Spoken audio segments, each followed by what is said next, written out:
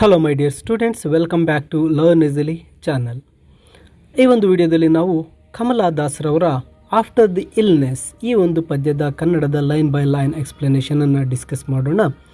After the illness, Kamala ದಾಸ್ರವರ ಈ ಪದ್ಯದ ಒಂದು ಮೇನ್ ಥೀಮನ್ನು ನಾವು ಗಮನಿಸಿದಾಗ ಈ ದೈಹಿಕವಾಗಿ ವಯಸ್ಸಾಗುವಿಕೆ, ಸಾವು ಮತ್ತು ಅನಾರೋಗ್ಯದ ನಂತರ ಕವಿಯವರು ತಮ್ಮ ದೇಹದೊಂದಿಗಿನ ಸಂಬಂಧದ ವಿಷಯಗಳನ್ನು ಈ ಒಂದು ಪದ್ಯದ ಮೂಲಕ ವ್ಯಕ್ತಪಡಿಸ್ತಾ ಇದ್ದಾರೆ. ಈ ಪೊಯಮ್ನಲ್ಲಿ ದೇಹದ ಮೇಲೆ ಆಗ್ತಕ್ಕಂಥ ಬದಲಾವಣೆ, ನೋವು ಮತ್ತು ಅನಾರೋಗ್ಯ, ಈ ಒಂದು ಇಲ್ನೆಸ್ನ ಒಂದು ಫೀಲಿಂಗ್ಸ್ ಮತ್ತು ಪ್ರೀತಿ ಹಾಗೂ ತನ್ನ ಪ್ರಿಯಕರನ ಸಂಪರ್ಕದ ಒಂದು ಬಯಕೆಯನ್ನು ಈ ಒಂದು ಪದ್ಯದ ಸಾಲುಗಳ ಮೂಲಕ ಈ ಕವಿಯತ್ರಿಯವರು ವ್ಯಕ್ತಪಡಿಸ್ತಾ ಇದ್ದಾರೆ.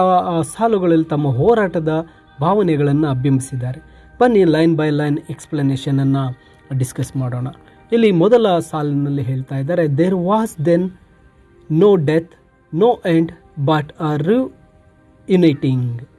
ನೋಡಿ, ಇಲ್ಲಿ ಹೇಳ್ತಾ ಇದ್ದಾರೆ ಕವಿ, ಅಲ್ಲಿ ಸಾವು ಇರಲಿಲ್ಲ, ಅಂತ್ಯವೇ ಇರಲಿಲ್ಲ, ಆದರೆ ಒಂದು ರಿಯುನಿಟಿಂಗ್ ಅಂದರೆ ಪುನರ್ಮಿಲನವಿತ್ತು. ಅಂದರೆ ಕವಿಯತ್ರಿ ಸಾವಿನ ಸಮೀಪಕ್ಕೆ ಬಂದಿದ್ದರು, ಅದು ಅಂತ್ಯವಾಗಿರಲಿಲ್ಲ, ಬದಲಿಗೆ ಅವಳ ದೇಹ ಮತ್ತು ಆತ್ಮದ ಮರು ಒಗ್ಗೂಡಿಕೆಯಾಗಿತ್ತು. ಅನಾರೋಗ್ಯದ ಮೂಲಕ ಹಾದು ಹೋದ ನಂತರ ಒಂದು ರೀತಿಯ ನವೀಕರಣ ಅಥವಾ ಪುನರ್ಜನ್ಮವನ್ನು ಈ ಸಾಲು ಸೂಚಿಸ್ತಾ ಇದೆ. The very body settling into accustomed grooves. ನೋಡಿ, ಇಲ್ಲಿ ಆ ದಣಿದ ದೇಹವು ಚೇತರಿಸಿಕೊಳ್ತಕ್ಕಂಥದ್ದು ಮತ್ತು ಅದು ತನ್ನ ಸಾಮಾನ್ಯ ಸ್ಥಿತಿಗೆ ಅಥವಾ ಇಂದಿನ ದೈಹಿಕ ಅಭ್ಯಾಸಗಳಿಗೆ ಮರಳುತ್ತಾ ಇದೆ ಅಂತಕ್ಕಂಥದ್ದನ್ನು ಹೇಳ್ತಾರೆ. And he said his soft suffering face against my knee. ಮತ್ತು ಅವನು ತನ್ನ ಒಂದು ಮುಖವನ್ನು ನನ್ನ ಮೊಣಕಾಲಿಗೆ ಒರಗಿಸಿ ಹೇಳ್ತಾ ಇದ್ದಾನೆ. ಅಲ್ಲಿ ಅವನು ಎಂಬುದು ಕವಿಯತ್ರಿಯ ಸಂಗಾತಿಯನ್ನು ಸೂಚಿಸುತ್ತಾ ಆಕೆಯ ಪ್ರೇಮಿಯನ್ನು ಸೂಚಿಸುತ್ತೆ. ಅವನ ಮುಖದಲ್ಲಿ ನೋವು ಮತ್ತು ಕಾಳಜಿ ಎರಡೂ ಇವೆ. ಇದು ಅನಾರೋಗ್ಯದ ಸಮಯದಲ್ಲಿ ಅವಳ ಬಗ್ಗೆ ಆತನು ತೋರಿಸತಕ್ಕಂತಹ ಕಾಳಜಿಯ ಬಗ್ಗೆ ಈ ಸಾಲುಗಳು ಹೇಳ್ತಾ ಇದೆ. I knew you would survive my darling, I willed it so. ನೋಡಿ, ಅಲ್ಲಿ ತನ್ನ ಪ್ರಿಯಕರ ಕವಿಯತ್ರಿಗೆ ಹೇಳ್ತಾ ಇರತಕ್ಕಂಥದ್ದು, ನನಗೆ ಗೊತ್ತಿತ್ತು ನೀನು ಬದುಕ್ತೀಯಾ ಅಂತಕ್ಕಂಥದ್ದು. ಅಂದರೆ ಸಂಗಾತಿ ಆ ಪ್ರಿಯ ಕವಿ ಕಮಲದಾಸರ ಅವರ ಚೇತರಿಕೆಗೆ ಆಳವಾದ ಆಸೆಯನ್ನು ಹೊಂದಿದ್ನು ಮತ್ತು ತನ್ನ ವಿಲ್ಡ್ ಅಂದರೆ ಇಚ್ಛಾಶಕ್ತಿಯಿಂದ ಅವಳು ಬದುಕಿದ್ದಾಳೆ ಅಂತ ಆತ ನಂಬಿದ್ನು.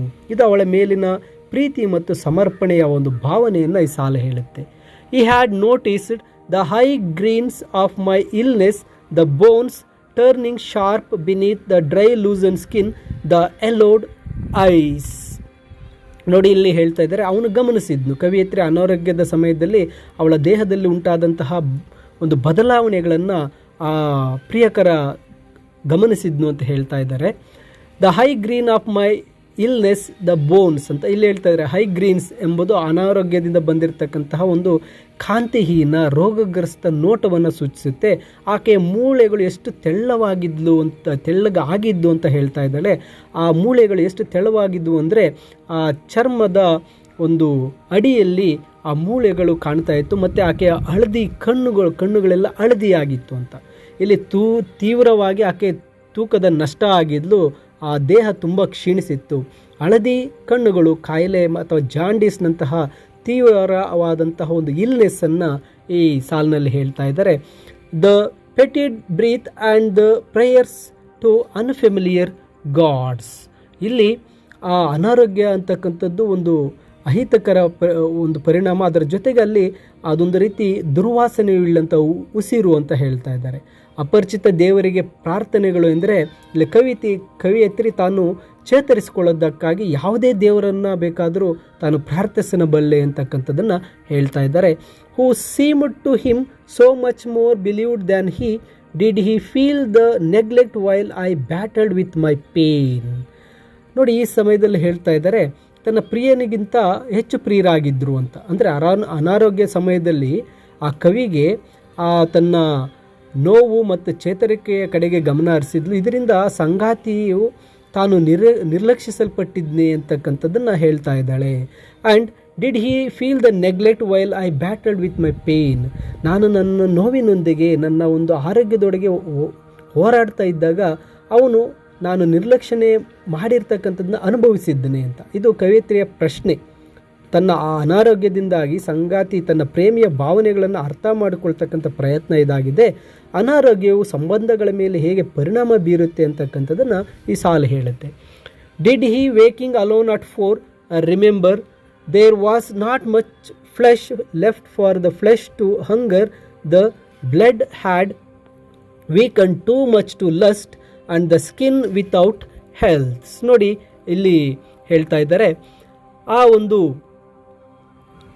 ಸಮಯ 4 ಗಂಟೆಗೆ ಆತ ಎಚ್ಚರಗೊಂಡು ನನ್ನನ್ನು ನೆನಪಿಸ್ಕೊಂಡ ಅಂತ. ಏಕಾಂತದ ಸಮಯದಲ್ಲಿ ಸಂಗಾತಿ ಅವಳ ನೋವನ್ನು ಅಥವಾ ಅವಳ ಒಂದು ಸಂಬಂಧದ ಬಗ್ಗೆ ಆತ ನೆನೆಸ್ಕೊಂಡೆ ಅಂತ ಪ್ರಶ್ನೆ ಮಾಡ್ತಾ ಇದ್ದಾಳೆ. ನಂತರ there was not much flesh left for the flesh to hunger the blood had weaken too much to lust and the skin without health. ನೋಡಿ, ಇಲ್ಲಿ ದೇಹಕ್ಕೆ ಒಂದು ಹಸಿವಿನಿಂದ ಇರಲು ಹೆಚ್ಚು ಮಾಂಸ ಉಳಿದಿಲ್ಲ ಅಂದರೆ ತೀವ್ರವಾದ ತೂಕ ನಷ್ಟವನ್ನು ಸೂಚಿಸುತ್ತೆ. ದೇಹದ ಶಕ್ತಿ ಸಂಪೂರ್ಣವಾಗಿ ಬರಿದಾಗಿತ್ತು. ಈಕೆ ಇಲ್ಲಿ ಬೇರೆ ಒಂದು ಅರ್ಥವನ್ನು ಹೇಳ್ತಾ ಇದ್ದಾಳೆ. ಕಾಮದಂತಹ ಸಾಮಾನ್ಯ ದೈಹಿಕ ಬಯಕೆಗಳಿಗೆ ಶಕ್ತಿ ಇರಲಿಲ್ಲ ಅಂತಕ್ಕಂಥದ್ದು ಇದು ಹೇಳುತ್ತೆ. Not much flesh left for the flesh to hunger ಇಲ್ಲಿ ನೋಡಿ, ಕಾಮದಂತಹ ಒಂದು ಆಸೆಗೆ ನನ್ನ ದೈಹಿಕ ಶಕ್ತಿ ಇರಲಿಲ್ಲ ಅಂತ ಕವಿ ಹೇಳ್ತಾ ಇದ್ದಾರೆ. Weaken too much to lust the skin without health ಅಂದರೆ ಆ ಒಂದು ದೈಹಿಕ ಸಂಪರ್ಕ ಕಾಮಕ್ಕೆ ನನ್ನ ದೇಹ ತುಂಬ ದುರ್ಬಲಗೊಂಡಿತ್ತು ಅಂತಕ್ಕಂಥದ್ದನ್ನ ಹೇಳ್ತಾರೆ. ಆ ಅನಾರೋಗ್ಯವು ದೈಹಿಕ ಆಸೆಗಳು ಮತ್ತು ಆಕರ್ಷಣೆಯನ್ನು ಸಂಪೂರ್ಣವಾಗಿ ಕುಗ್ಗಿಸಿಬಿಟ್ಟಿತ್ತು ಅಂತಕ್ಕಂಥದ್ದನ್ನು ಹೇಳ್ತಾರೆ. An ointments was numb and unyearning. ನೋಡಿ, ಇಲ್ಲಿ ಆ ಆಯಿಂಟ್ಮೆಂಟ್ಗಳ ಬಗ್ಗೆ ಹೇಳ್ತಾ ಇದ್ದಾರೆ. ಈ ಅಂದರೆ ಚರ್ಮವು ಸಾಮಾನ್ಯ ಸ್ಪರ್ಶ ಮತ್ತು ಆ ಒಂದು ಸಂವೇದನೆಗಳನ್ನು ಕಳೆದುಕೊಂಡಿತ್ತು, ನಿಷ್ಕ್ರಿಯವಾಗಿತ್ತು, ದೈಹಿಕ ಸಂಪರ್ಕದ ಬಯಕೆ ಅಂತಕ್ಕಂಥದ್ದು ಇಲ್ಲದಾಗಿತ್ತು ಅಂತಕ್ಕಂಥದ್ದನ್ನು ಹೇಳ್ತಾ ಇದ್ದಾರೆ.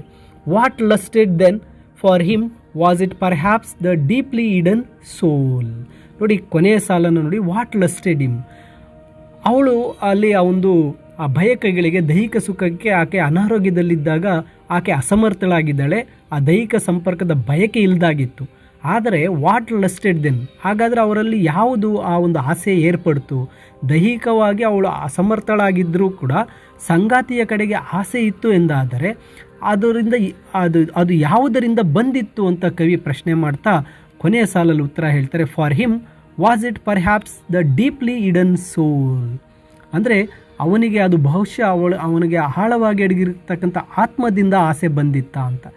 ದೇಹ ಆಸೆ ಪಡಲು ಅಸಮರ್ಥವಾಗಿದ್ದರೂ ಕೂಡ ಪ್ರೀತಿ ಮತ್ತು ಸಂಪರ್ಕದ ಬಯಕೆಯು ದೈಹಿಕವಲ್ಲದಂತಹ ಆತ್ಮದಿಂದ ಬಂದಿರಬಹುದು ಅಂತ ಇಲ್ಲಿ ಕವಿ ಹೇಳ್ತಾ ಇದ್ದಾರೆ.